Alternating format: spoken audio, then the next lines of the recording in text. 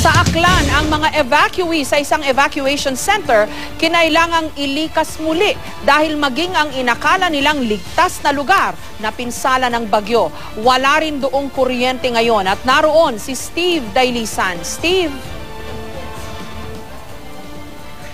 Ma'am Jess, sa ngayon balot sa kadiliman itong buong probinsya ng Aklan.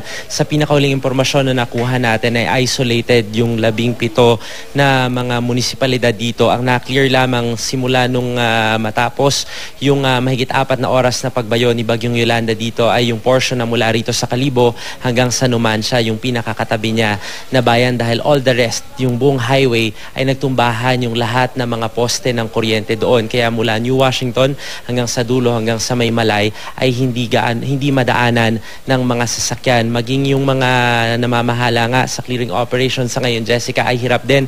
Mangyari kasi nung maganap yung pagdaan dito ni Bagyong Yolanda ay papahapon na, kaya naman inabot na rin ng gabi at hindi na rin nila kinaya yung dilim sa pagsasagawa ng clearing operations. Narito, Jessica, yung ating tinutukan kanina sa kasagsagan ng Bagyong Yolanda.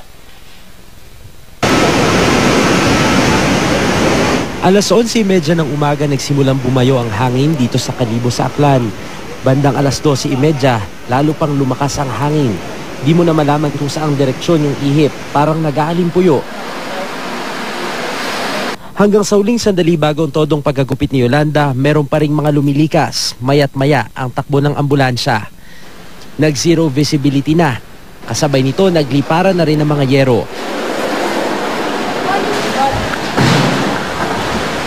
May isang buong bubong yung nilipad.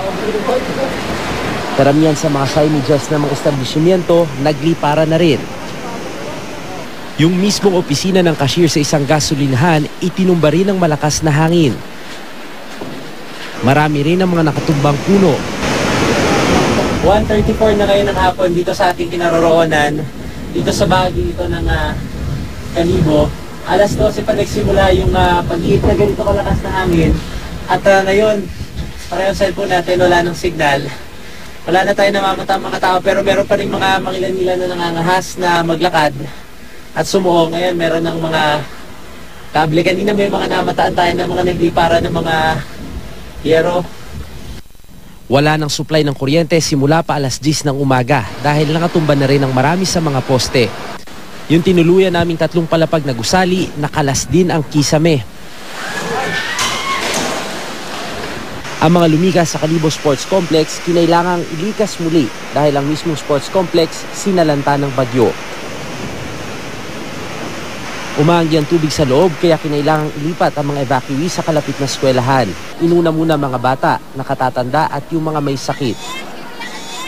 Sa bayan ng Ibahay, napinsala rin ang evacuation center. Ina-assess pa ng Provincial Disaster Risk Reduction and Management Council ang kabuang pinsala. Pero bukas, pag-convene ng provincial board members, agad daw idedeklara ang state of calamity sa buong probinsya.